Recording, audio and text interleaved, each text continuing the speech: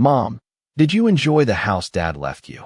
my son asked, smiling as if he'd just handed me the best Christmas gift imaginable.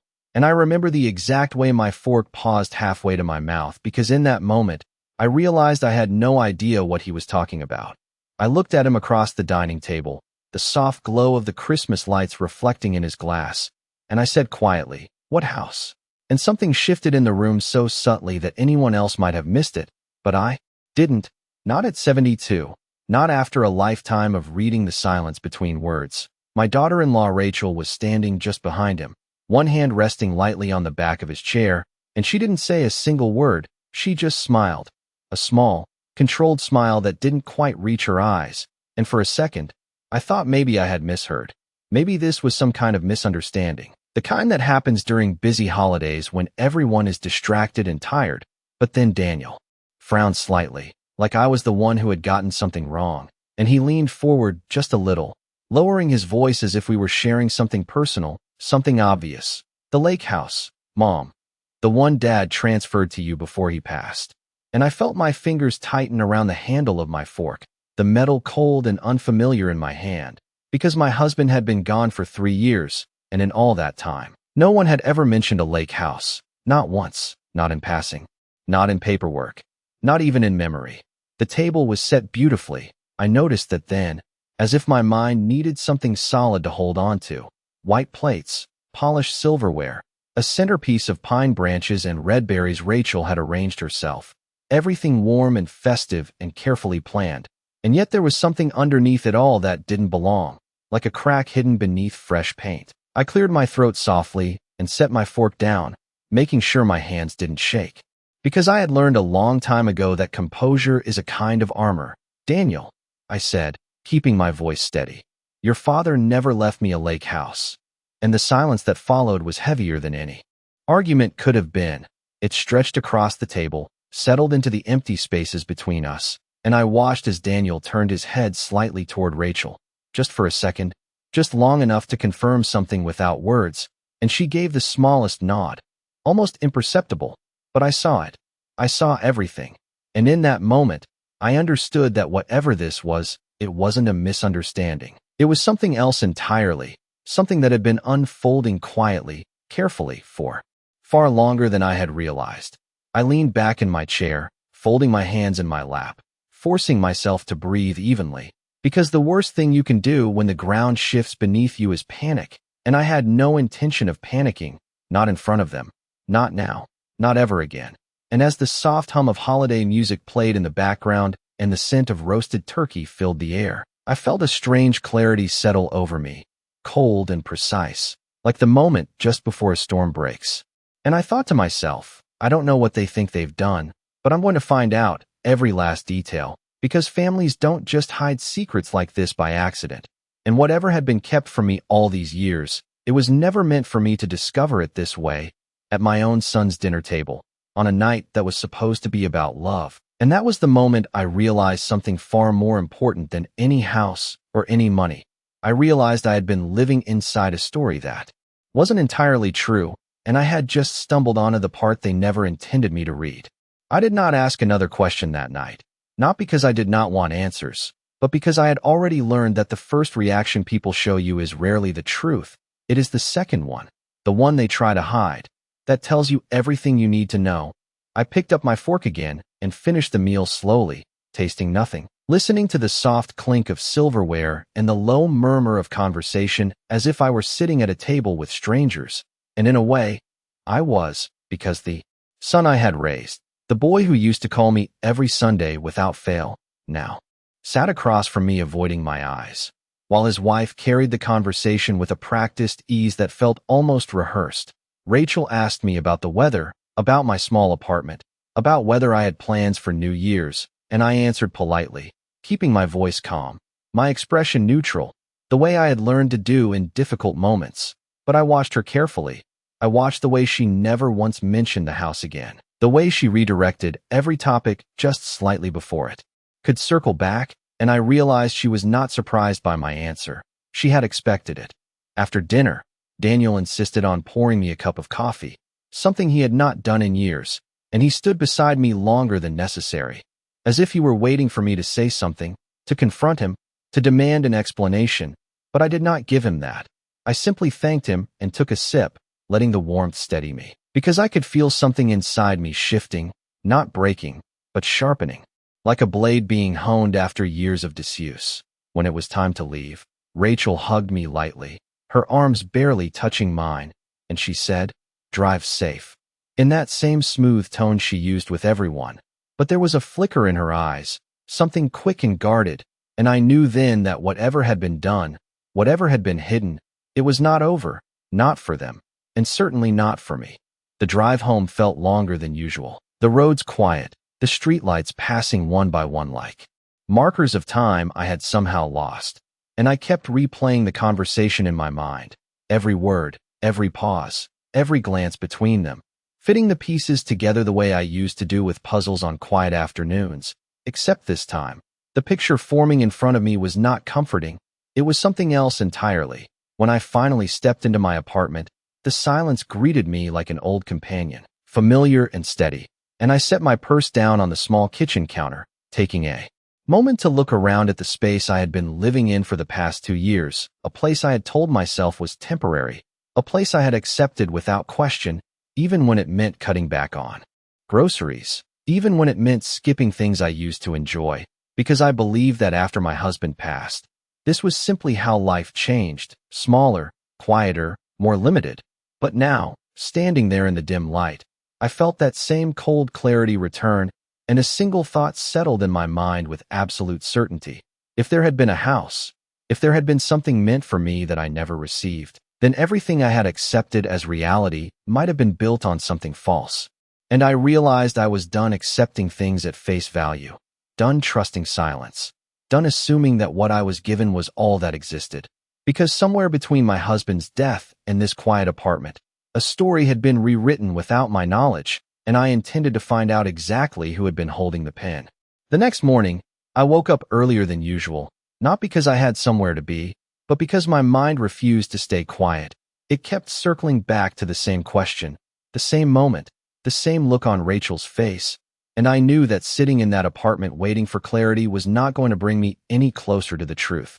I made my coffee the way I always did, 2 scoops, a splash of milk, no sugar, and I stood by the window watching the pale winter light settle over the parking lot, thinking about my husband, about the man who had handled every piece of paperwork in our lives with careful precision, the man who never left things unfinished or unclear, and the idea that he would have transferred something as significant as a house without telling me felt wrong, completely wrong.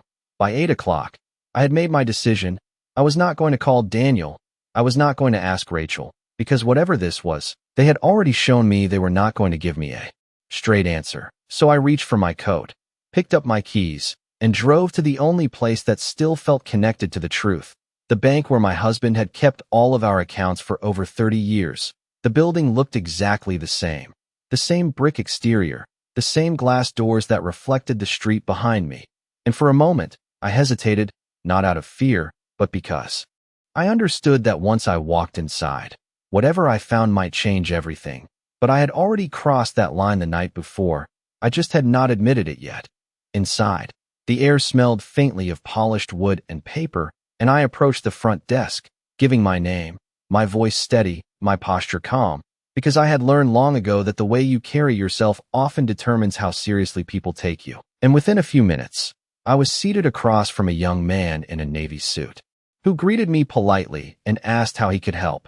I explained that I needed to review any accounts or property transfers connected to my late husband's name. And as he typed into his computer, I watched his expression carefully, the way his eyes moved across the screen, the slight pause before he spoke again, and I felt that same quiet tension begin to build inside me. He asked me to confirm a few details, dates, addresses, and then he said something that made the room feel just a little bit smaller.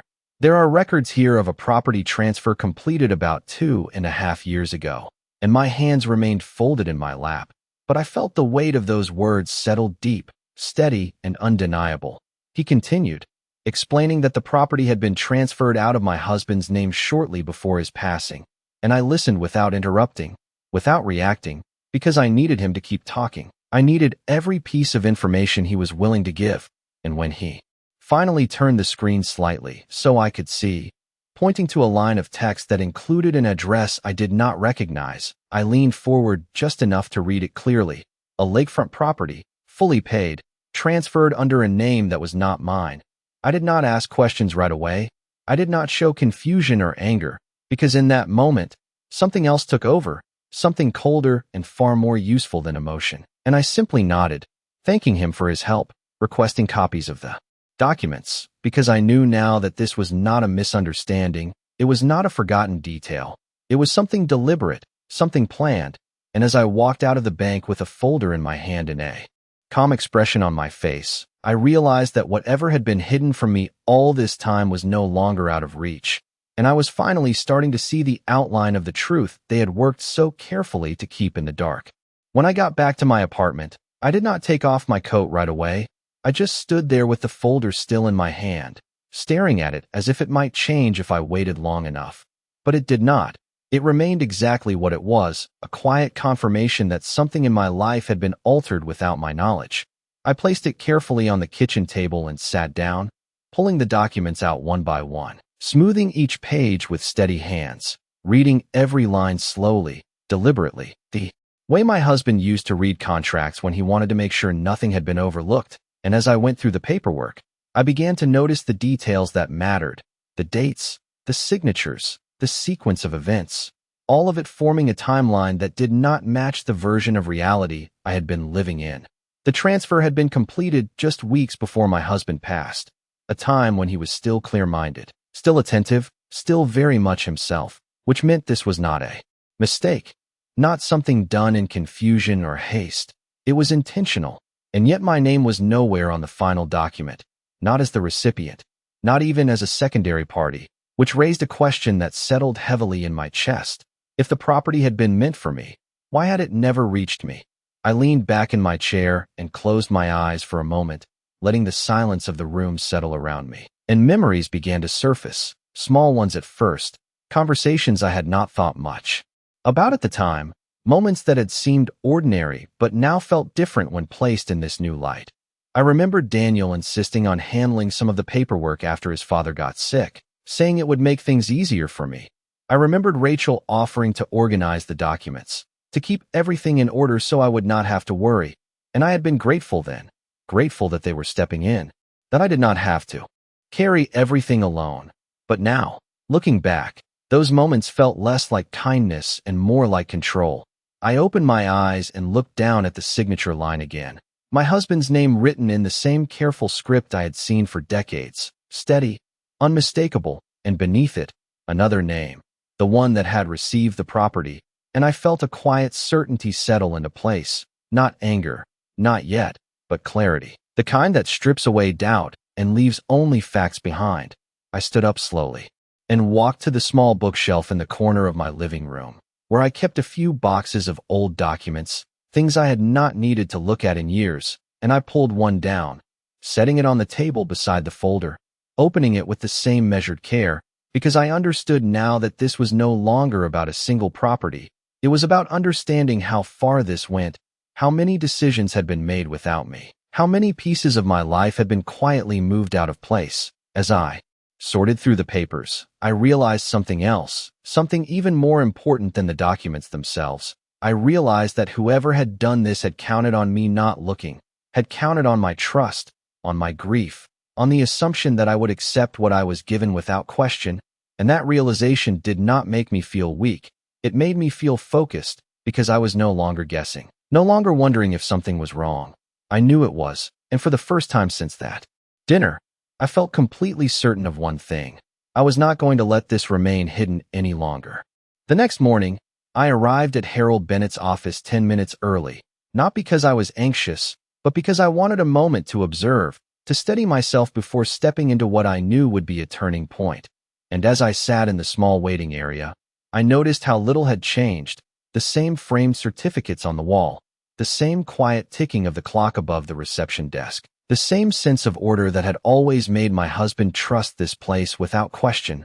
When Harold stepped out to greet me, he gave me a look that was both warm and concerned, the kind of look you give someone when you sense they are carrying more than they are saying.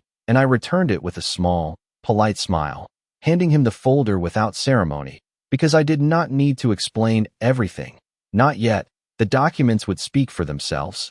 We sat across from each other in his office, and he began to review the papers slowly, methodically, the way experienced attorneys do, not rushing, not reacting too quickly, just reading, line by line, and I watched him the same way I had watched the banker the day before, paying attention to every subtle shift in his expression, every pause, every tightening of his jaw, because those small reactions often reveal more than words ever can. At first, there was nothing, just quiet concentration, but then I saw it, a slight narrowing of his eyes as he reached the signature page, followed by a longer pause than the rest, and he leaned back in his chair, removing his glasses as if he needed a moment to think more clearly, and that was when I knew, before he even said a word, that something about this was not right. Margaret, he began carefully, placing the papers flat on his desk. This document appears legitimate on the surface, but there are inconsistencies, and I felt a calm settle over me. Not relief, not yet, but confirmation, the kind that replaces uncertainty with something far more solid. He pointed to the notary's seal, explaining that while it looked authentic, the registration number did not match the office listed, and then he moved to the legal reference code, the one I had noticed the night before, telling me that it belonged to a firm known for handling fast-track property transfers, often used in situations where time or discretion was a priority, and I listened without interrupting, absorbing each detail, because every piece mattered now. Your husband would not have used a firm like this, Harold continued, his tone firm but controlled, not without consulting me, and certainly not without informing you. And that sentence settled deeper than the rest, because it aligned with everything I knew about the man I had spent decades with, the man who valued transparency, who believed in shared decisions, who would never have arranged something this significant in secrecy.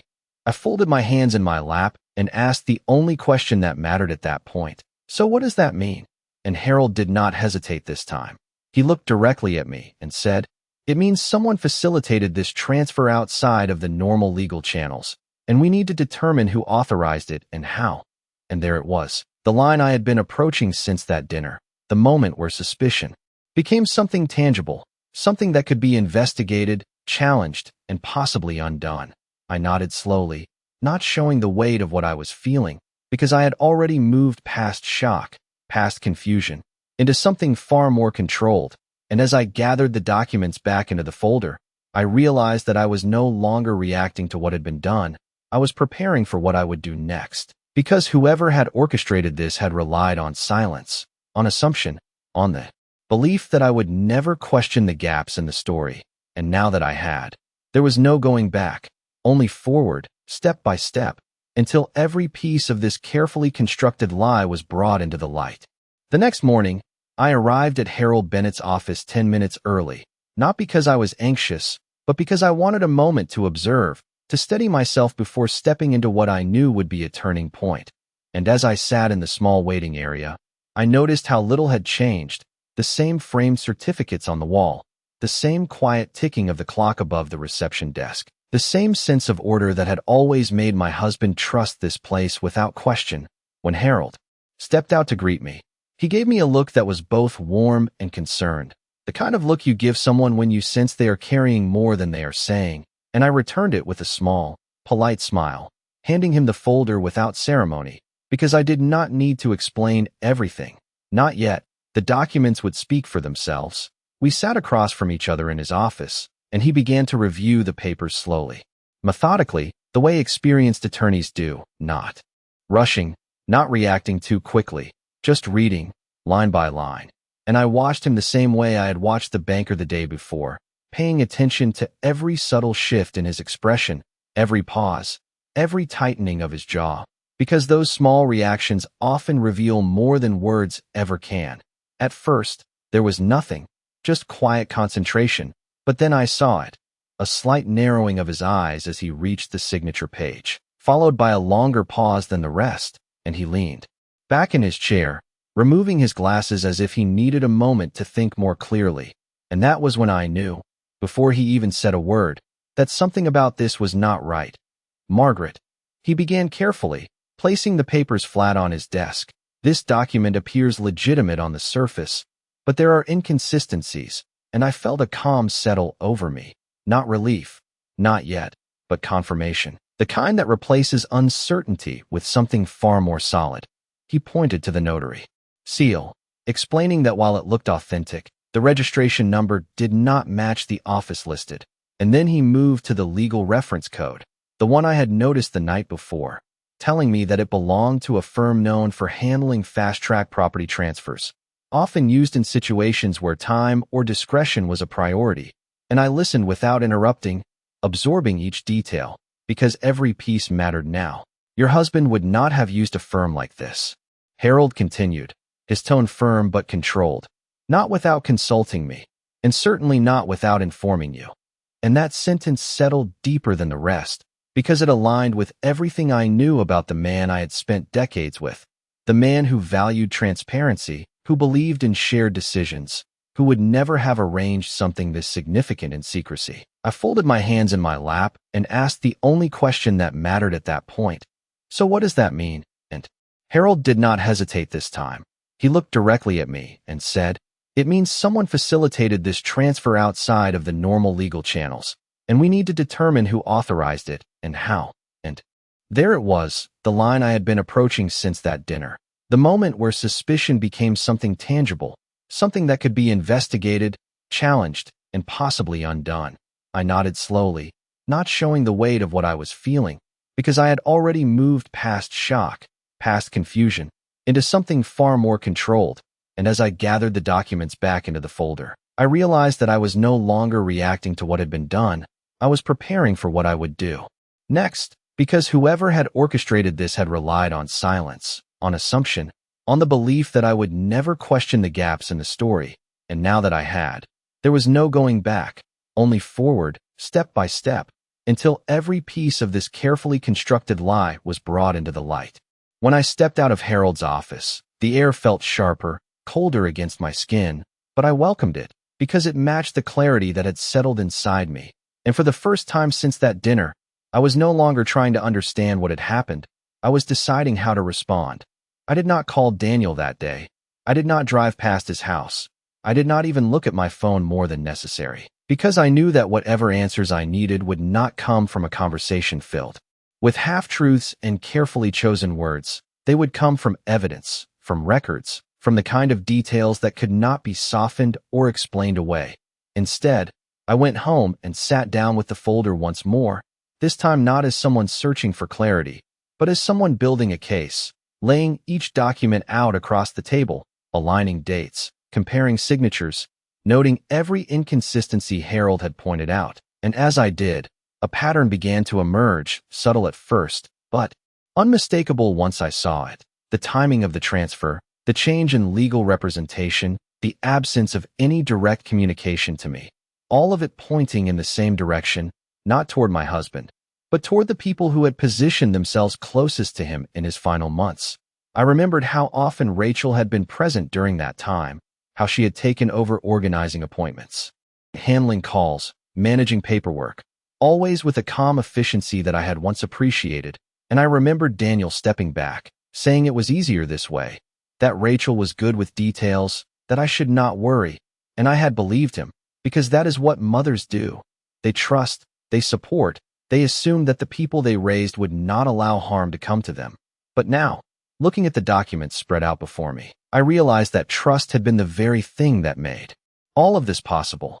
I reached for my phone and opened my messages, scrolling back through conversations from those months, reading them again with new eyes, noticing the gaps, the delays, the moments when I had been told not to concern myself with certain details, and each one felt less like kindness now and more like redirection, a quiet way of keeping me just far enough away from the truth. I set the phone down and leaned back in my chair, letting out a slow breath, because the picture was becoming clearer with every piece I examined. And it was not a comfortable picture. It was one that required me to accept that the people I had trusted most had been involved, whether directly or through silence, in something that should never have happened. But even then, I did not feel anger rising. Not yet. What I felt was something steadier, something far more useful, a sense of control returning. Because knowledge changes the balance of power, and for the first time, I was no longer the one in the dark. I stood up and walked to the window, looking out at the quiet street below, and I made a decision, not impulsive, not emotional, but deliberate. I would not confront them without preparation. I would not give them the opportunity to shape the narrative or deflect responsibility.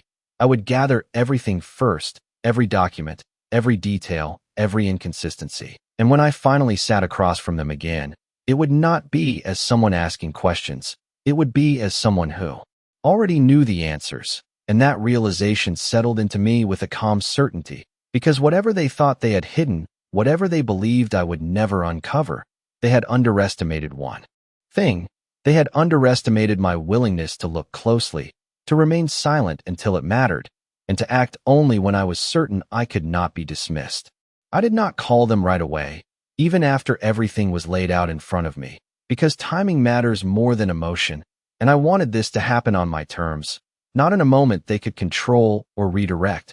So I waited until the following Sunday, the same day they had invited me for dinner again, as if nothing had shifted, as if the previous conversation had simply dissolved into the background of holiday pleasantries. When I arrived, everything looked the same, the table set neatly, the soft lighting, the quiet music playing somewhere in the background, and for a brief moment, it almost felt familiar, almost normal, but I knew better now. I understood that appearances were part of the structure they relied on, and I stepped into it calmly, carrying my coat over my arm, the folder resting quietly in my bag. Rachel greeted me with the same practiced smile, Daniel with the same careful tone, and I responded in kind, not cold, not distant, just composed, because there is a difference between withdrawing and observing, and I was doing the latter. We sat down, began the meal, exchanged the usual conversation, and I let it continue just long enough for them to settle into their rhythm, just long enough for them to believe that nothing had changed, and then, without raising my voice, without shifting my expression, I set my fork down and reached into my bag, placing the folder gently on the table between us. Neither of them spoke at first, but I saw it immediately. The flicker of recognition, the slight tightening in Rachel's posture, the brief hesitation in Daniel's breath, and that was all I needed. I went to the bank, I said quietly, opening the folder and sliding a document forward, and then I spoke with Harold. And I did not rush the words. I let them land, one at a time, because clarity does not need force, it only needs space. Daniel looked at the paper but did not pick it up. Rachel glanced at him before looking back at me, and in that silence, I felt the shift fully, the moment where control moved from assumption to certainty. I continued, explaining what had been found, the inconsistencies, the unauthorized legal channels, the timeline that did not align with what I had been told, and I did not accuse, I did not raise my voice, I simply stated facts, one after another, until there was no room left for interpretation. When I finished, I folded my hands in front of me and waited, because the truth has a way of creating its own pressure, and eventually, Daniel spoke, his voice lower than usual, uncertain in a way I had not heard since he was a child, and he began to explain, to offer reasons, to soften what had been done into something that sounded almost reasonable. But I did not interrupt. I let him speak until there was nothing left to say. And then I looked at Rachel, because silence from her would have been more telling than any words. She held my gaze for a moment, and then she spoke, carefully, choosing each word with precision. But the certainty she had carried before was gone, replaced by something else, something closer to caution. And that was when I understood fully, not just what had happened, but why they had believed they could do it, because they had never expected me to question, never expected me to follow the details, never expected me to return with anything more than confusion. I closed the folder slowly and placed my hand on top of it, not as a gesture of finality, but of control, and I said the only thing that mattered, the only thing that needed to be clear. This is not a misunderstanding. And I let the words settle between us, steady and unshaken, because everything that came next would no longer depend on what they chose to say. It would depend on what I had already uncovered, and for the first time since this began, I was not reacting to their story, I was defining my own.